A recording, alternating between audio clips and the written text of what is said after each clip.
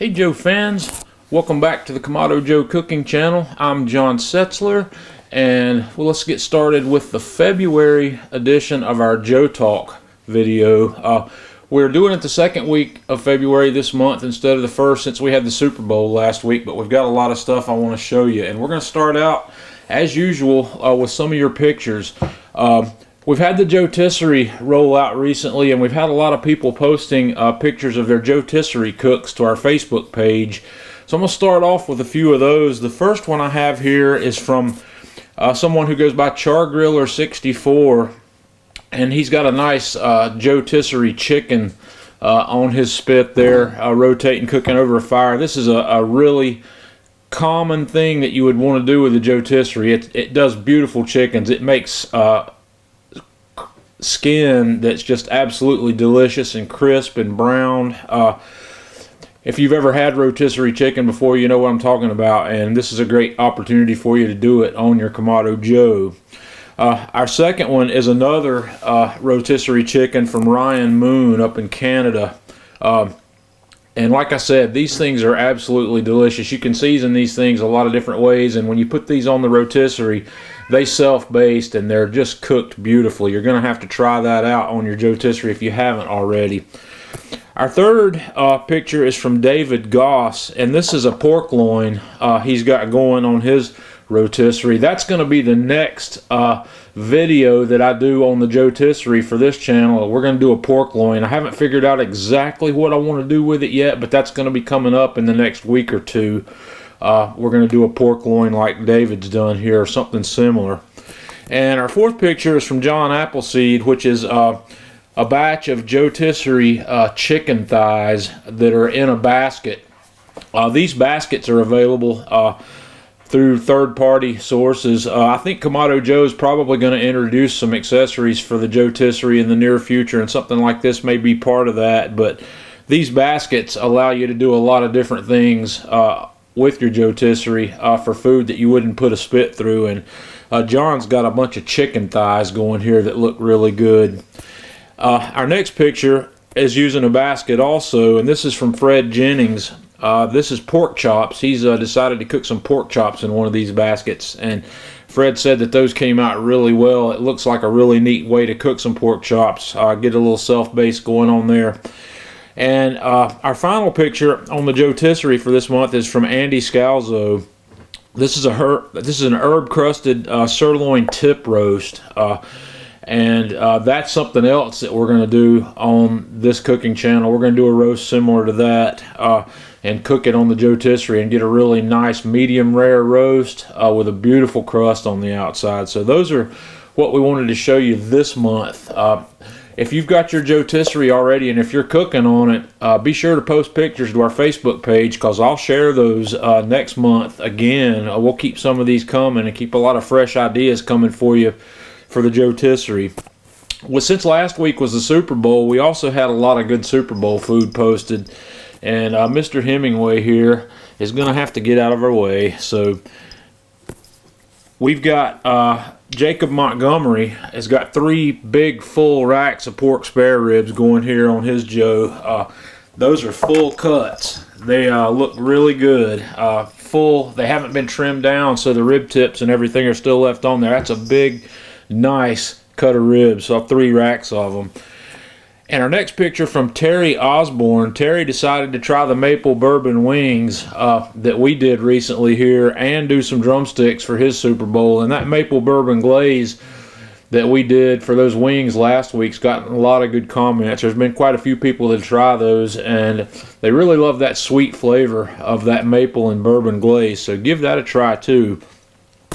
And our last picture for this month comes from Matt Whitten. It's a batch of ABTs and wings for the Super Bowl. ABTs are one of my favorite sides and snack foods to do on the grill, with the jalapeno peppers that are stuffed and wrapped in bacon. Those are just absolutely delicious. They're hard to beat, and everybody seems to love those. So that's going to wrap up our pictures for this month.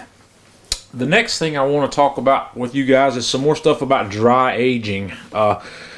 If you've been following us, you got to see our recent experiment with the Umai dry aging bags, and I did that great big ribeye roast, that 17-pound whole ribeye with the Umai project, and those steaks were delicious. I'm still eating steaks from that batch, and I've still got a roast that I'm going to make, and we're going to do a prime rib with that.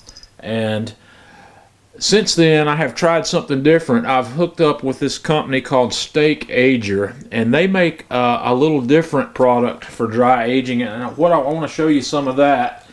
The SteakAger, in this, I'm showing you the picture here. This is a box that sits inside your refrigerator. It's got a couple of racks on it for putting meat, and this thing is computer controlled. It's got first of all, the interior dimensions on this one are approximately 14 inches wide, 9 inches high, and about 10 inches deep front to back, and there's 2 racks in there.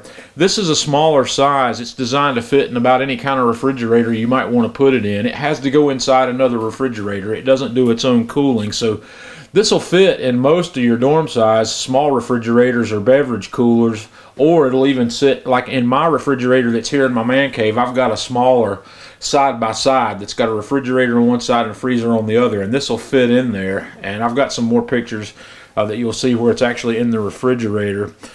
But this is computer controlled, and here on top in this photograph you can see the LCD panel. The LCD panel shows you the humidity, the temperature, and the active time of your current project. And this is in progress still. This there's still a lot of development going on with this, but this is Bluetooth. This will be Bluetooth controlled, and you'll be able to get that information via Bluetooth to your handheld device.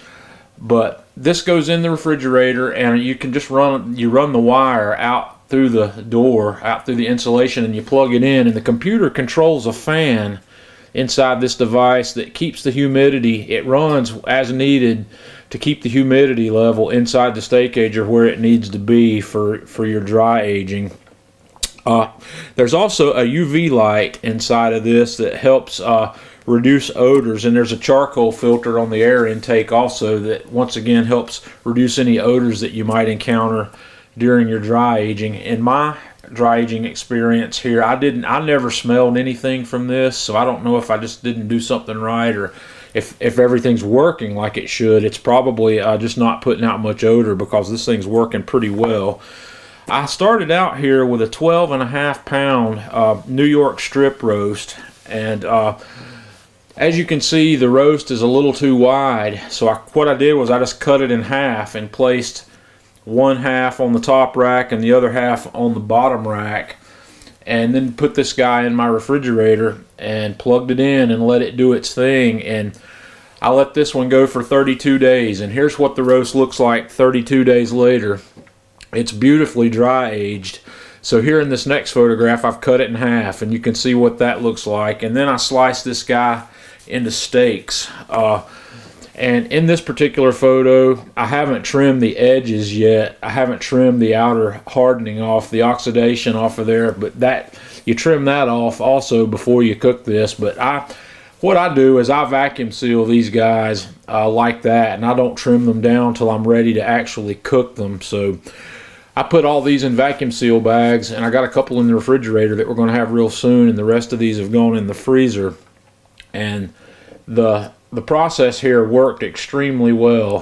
The steak, I'm going to give you a link in the video description and here on the screen where you can have a look at this product. This is a brand new product. It just came out of a source funding, like Kickstarter or something like that, not long ago. But these are shipping, and they are available, and they're very reasonably priced. I believe they're about $159 if I'm not mistaken. So it's something that makes dry aging at home very affordable. Once again, it's very affordable in a different way than the Umai bags. It's a little different process, and this is more of a true dry aging process, because this allows the oxidation to occur where it doesn't actually occur the same way in an Umai bag, because the Umai bag is not allowing oxygen to get to the outside of the meat, so there's no real oxidation going on. It's just allowing the moisture to escape. So that's one of the big differences between an umai dry age process in the bag